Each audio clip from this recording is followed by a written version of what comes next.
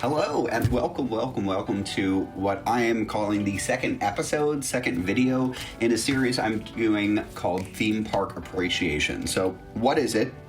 Essentially, it is me just talking about how I love different aspects of theme parks. Now, these aren't big attractions.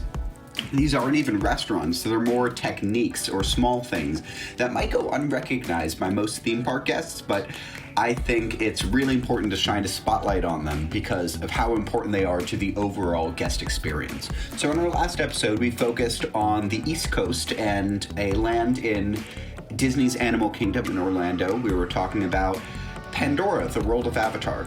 Now we're going to travel all the way to the West Coast to my home park, which is Disneyland. And I love Disneyland. I worked at Disneyland for a year. I love this park so much. And what we're going to talk about today is not anything that's in a particular land, but more about the lands themselves and how we move from land to land. Now, staying within Disneyland Park, I want to talk about three different ways that we transition into lands. So there's kind of three types, and I'm going to explain them like film transitions. So the first film transition I'm going to talk about is a cut. This is where you see one shot and it cuts to another one. There's no sort of fades or wipes or anything. It's just one thing and then another. In a theme park, this is a straight cut. It's edited like a straight cut. And this is kind of the tunnel approach. This is when you walk underneath the Main Street train station and you walk out and all of a sudden you're in Main Street. You know, you weren't before, you were in the Esplanade, you were by the train, but once you walk through, that's where you are. Another great example of this is Mickey's Toontown, which was built in the 90s. And Mickey's Toontown at Disneyland, yes, there's a little bit of a fade in because you can see on the train bridge some weird signage. But once you go underneath that train bridge, boom, you're in Toontown. There's nothing else. There's no fades. You're there. Everything's in front of you. I really like this technique. I think it's very cinematic of like, boom, you're there.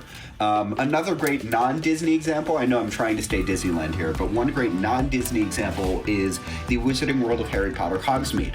You walk through an arch, whether it's to get into Diagon Alley or into Hogsmeade, I guess in both examples, where you aren't in the land and then boom, there you are and there's nothing else. So the next two types I'm going to talk about are fades. One I'm going to talk about as kind of cross dissolve, where it's going from one and it's fading into something else. And the other one is a fade from black, which is kind of like you are in one thing, but there's like something calling to you. And it's not like the other one fades out. It's more like the other thing is coming in. So I'm going to give you examples to both of these. But the first one I'm going to talk about is the cross dissolve. And the best example of this is Star Wars Galaxy's Edge. It's kind of seen in all three entrances at Disneyland, but I'm going to focus on the ones that are going from Frontierland and Fantasyland. So both of those, they have a long, it's kind of like a ramp up before you get into the land. And obviously you need to go underneath the train, so there is some sort of physical transition. But as you are fading from Frontierland, from Fantasyland on both sides, the sights and sounds and smells and flavors and rock work of those lands are changing before your eyes. And this happens really great once you get underneath the tunnel and the rock work changes from the Big Thunder Mountain rock work to the rock work that you see on Batuu. And the music changes, and the type of music you hear isn't any sort of grand reveal like you might hear when you walk into Mickey's Toontown or the Wizarding World of Harry Potter, where it's like a smash cut, boom, you're in this land. It's a slow fade in. You hear some twinkling sounds, light orchestral music that intensifies as you get further into the land. And once you go through that tunnel, it's not like, boom, you're in the land. You still have to walk a little bit towards the bigger buildings. Things fade away.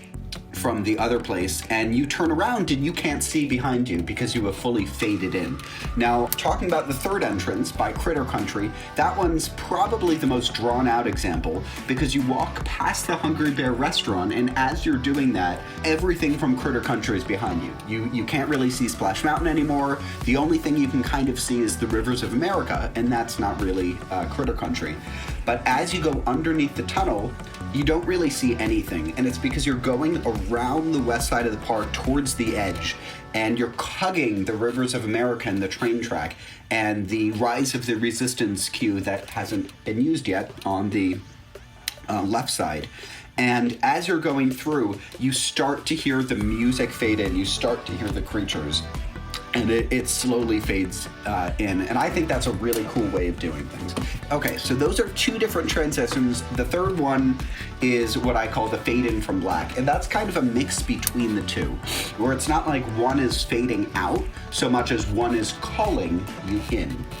So a really great example of this, I know I said I'm staying in Disneyland, but I have to go back to Disney World for a second because their Tomorrowland is shaped a little bit different than Disneyland's, where you can see the Astro Orbiter further in the land and then Space Mountain further, where those are big, what theme park designers call Weenies. I know that's a weird word, but that essentially refers to a huge object that beckons you to come in. For Fantasyland, that's the castle. For Tomorrowland, that's Space Mountain. For New Orleans Square, you can see the Haunted Mansion kind of pulling you towards that. Critter Country, Splash Mountain. Those are the Weenies. Those are the big things that pull you into the land. So as you go into the land, yes, you are in the land, but you are being pulled in further by this singular object. And I just think that's a really cool technique. It's kind of like in old carnivals where you'd have a carnival barker standing outside of a particular tent, a huge tent in the background saying, come on, come over to this tent, and here's what you're gonna see. That's what a weenie functions as. It's like beckoning you, saying like, come to me because of this really cool thing. So those are three different types of transitions. I'm a film major from USC, so I like to think of theme parks as films, and transitions between lands as literally transitions between shots or scenes.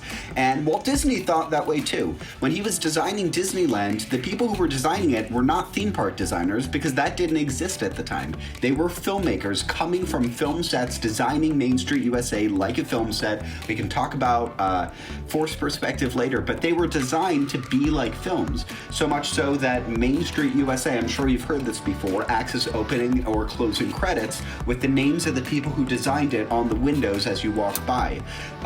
You can choose your own adventure. You can choose to go west into the frontiers of America, just like Americans went west as they explored the frontiers. Or you can choose to go east, which is the opposite of going back in time. You can go forward in time to Tomorrowland. Or if you want to go to a timeless place, you go straight right into Fantasyland.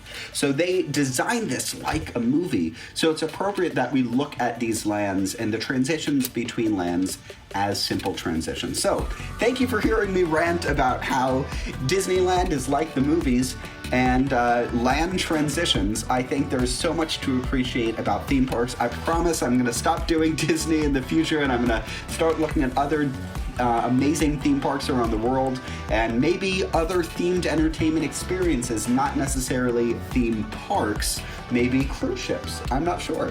But this has been another episode of Theme Park Appreciation. Thank you so much for watching this one, and I'll see you guys in the next one.